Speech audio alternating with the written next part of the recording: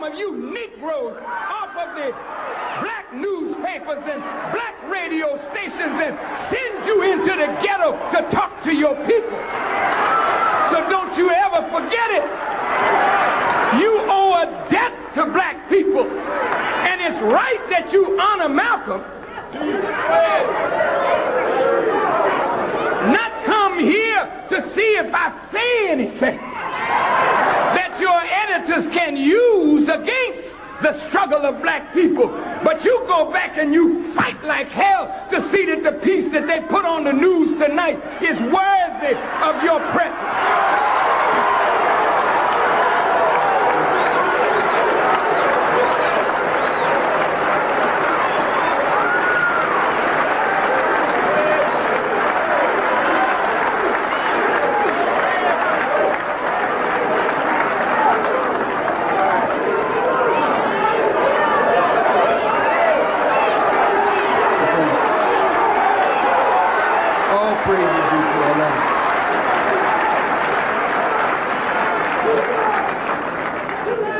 The genius of Malcolm X is really the genius of black people. But we are like undeveloped seeds that never germinate, that never blossom, that never grow, that never take root. Malcolm and you and us and we come up like that. In the 8th grade, Malcolm was asked by his 8th grade teacher, "What do you want to become when you grow up, Malcolm?"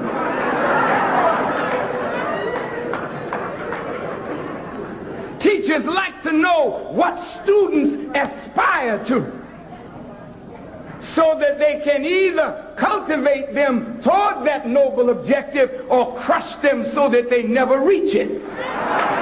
I'll let you decide which they have done. Malcolm said, "I want to be a lawyer." He had the gift of speech. He knew he could handle it. But listen to the words of the teacher. The teacher said, "Oh, Malcolm,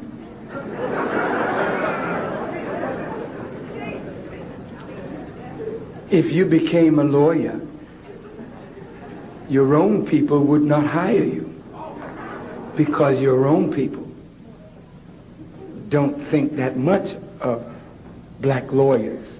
And certainly my people would not hire you. But Malcolm, you would make a wonderful carpenter." That is sticking a needle in the brain of a bright child, a brilliant child. And that's why I appeal to us as mothers and fathers, if you have to send your children into these killing fields, take some time at night when they come home and debrief them. And then put the right thing in. I had a mother like that. She was black.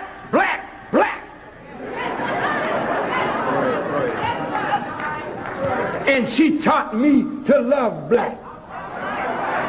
And my beautiful black mother would tell me, "Boy," in her beautiful West Indian accent, "Boy,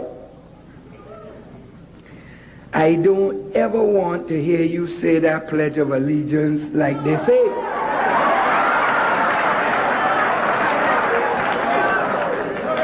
"You hear me, boy?" I said, "Yes, ma'am." She had a very strong right hand. She said, "Now here's the way I want you to say this thing. I pledge allegiance to the flag of the United States of America and to the republic for which it stands, one nation." They didn't say under God then, and they were right to say that. And if they say it now, it's hypocritical. But I will repeat it as you say it now. "One nation under God, indivisible, with liberty and justice for white." And remember this. Every time you say it, when you get to that last line, say liberty and justice for white people. Because there ain't no liberty and there ain't no justice in this country for black people. You understand that, boy? Now, my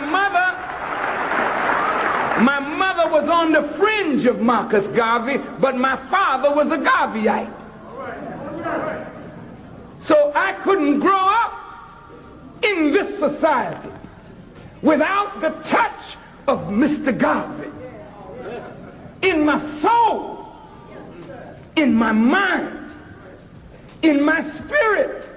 Welcome back, welcome back. You listen to the State of the City. I'm your host, Brother Muhammad. That was a clip I wanted to share with you yesterday from the Honorable Minister Louis Farrakhan, talking about Brother Malcolm, but talking about our history as a people. And now, as I promised you, I want to give you this message from one of our elders again, the great Kwame Ture Stokely Carmichael, whose birthday we should have stopped, honored, and celebrated on this past Saturday, the 29th of June. Then we'll come back in, open up the lines, take your thoughts, questions, comments as we bring it on home locally. Talk about, of course, those that will be participating in the march today. Also, looking at, of course, some of these other headlines regarding,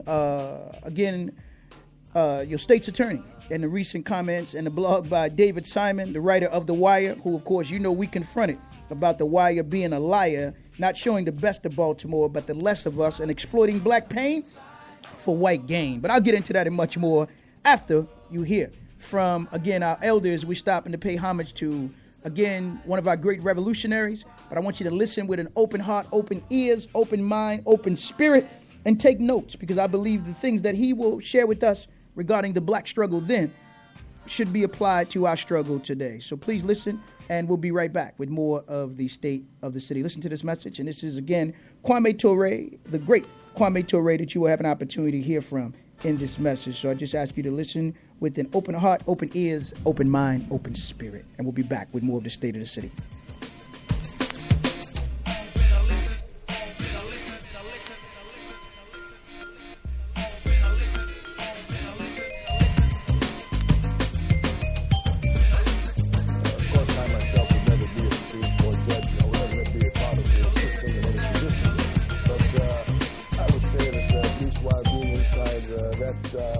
System there, he still kept his integrity. I, William Jefferson Clinton, do solemnly The American capitalist system, as a backward system, has a way of presenting history as if history is made by one man, one great woman. And that this great man, this great woman comes along and directs the dumb masses who follow them for whatever reasons, and they light up the way to show the people how to go in the darkness. So whenever you study, for example, the American Revolution, you say George Washington, that means you know everything. You say Abraham Lincoln. Even in recent years of the struggle here, you could say Martin Luther King, you see. The attempt is to make it appear as if history is made indeed by these great person. And, of course, with the concession of Martin Luther King, usually our history is not made by us, but really made by one great person outside of our race, usually a great white man. Thus, in the Civil War, we did absolutely nothing. It was Abraham Lincoln. As a matter of fact, recently, some lot of garbage is written in books by people who call themselves historians, making it appear as if we have to thank Lyndon Baines Johnson for the advancement because he signed the Civil Rights Bill. Of course he signed it. But while he was signing it, we were in the streets burning the country down. You better hurry up and sign it. Burn the whole country down. Do it quick. But if you're not careful, you will thank Lyndon Baines Johnson.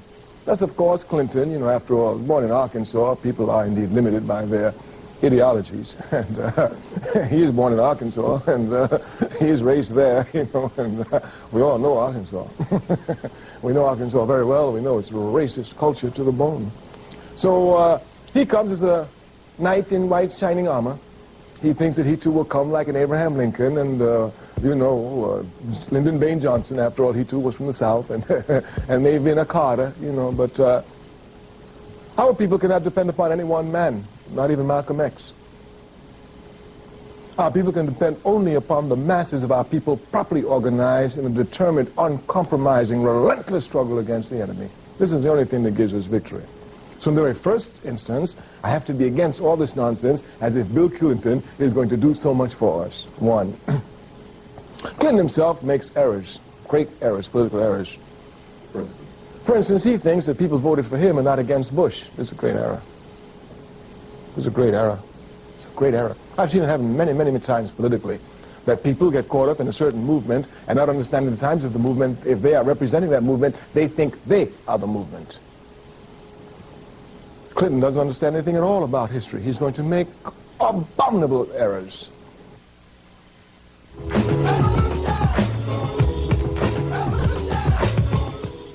When Nixon ran again, talking about the vote of the Africans, the importance of the significance, rather, the significance of the African vote in this election. When Nixon ran against Kennedy, it was the Africans that put Kennedy into power. If you remember correctly, Martin Luther King was in prison in Alabama at that time, just before the election, and then here came this shining Kennedy, who made a telephone call into the jail to find out about Martin Luther King, and then called Mrs. Martin Luther King and Reverend Martin Luther King Sr. and told them, I've just spoken to Martin Luther King, everything is fine. And they called a press conference and said, look what Senator Kennedy has done. We encourage all Africans to vote, and everybody voted for Kennedy, all the Africans. And if you look, Kennedy didn't win by this wide margin that all these historians mystify. He won by a very slim margin against Nixon. So Nixon knew it was us, you know. But if you look at the Africans in the Democratic Party, now I'm not a Democrat. I've never voted in my life in the Democratic Party, and I never vote in the Democratic Party. It's racist and it's capitalist to the core. This is understood. And I shed my blood. I shed my blood for the vote now. I want to make that clear. Some people get confused. The vote for me has never been the road to liberation. It's only the means of organizing my people. I know that. I've seen, I was a young man in Harlem when they disbarred Adam Clayton Powell. Harlem had no representation. We continued to eat and sleep and take drugs and continue life just like always. When Julian Bond was elected, when we were young and snick in Atlanta, Georgia, and they refused to seat him because of his position against the war in Vietnam. The Africans in that area, his congressional district, continued life just as we've not been having any mayors, and we've been having life, and even with the mayors now, the quality of life has not improved at all. So I've known the vote is never what? You vote for once in 4 years, and that's your political responsibility? That's the height of bourgeois propaganda, making the people politically irresponsible, thinking their irresponsibility is limited to a one-day vote. Well, politics is every day of every minute. You have to be aware of what's going on, not voting on one day. So the vote has never meant anything. So I'm not a Democrat. But one thing is clear. Jesse Jackson, undeniably, has done more for the Democratic Party than any other African in this country. This is an objective fact. More than Ron Brown, certainly. More than Vernon Jordan, certainly. For the Democratic Party, I'm speaking. Because every African that Jesse registers is by definition an African. I understood this even in my early days for SNCC. I said, look how we're working for the Democratic Party. I said, I don't do that. Yeah, man, I'm a revolutionary. I can't work for the Democratic Party. But every African you registered is voting Democrat. That's the rule. So this man, Clinton, comes to power and thinks that he can decide which African he will deal with. He's going to get his own Africans. He thinks he's going to tell us which African he's going to impose upon us. I say, I'm not a member of the Democratic Party, but I know if Jesse Jackson has less power than every other African Democrat in this country, he has more influence over voting Democrats than any other African in the country. That's a fact. We've come from disgrace to amazing grace. Number one, we must look properly at the difference between mobilizing and organizing. This becomes very, very confusing in this country, especially around the African question. Martin Luther King was a great mobilizer. He was not an organizer. He was very short on organizing. As a matter of fact, you can see this clearly. While there's no question that King was the most popular Baptist preacher in this country, he could never become head of the Baptist Convention, even though he wanted to.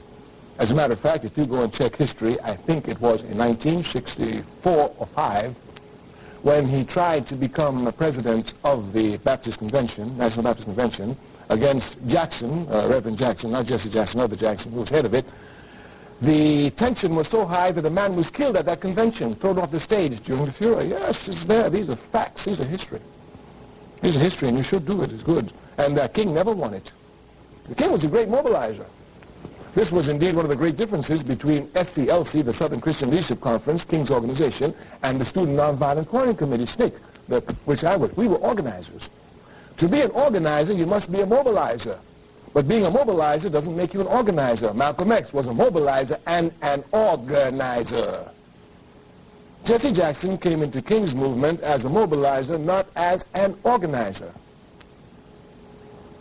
So even if you look today, there are very few organizers out here. There are very many mobilizers. People can come and have an issue and mobilize the people easily. That's understandable. We're the most oppressed sector in the country. So any little thing, police shoot one of us today, all right, come make some noise.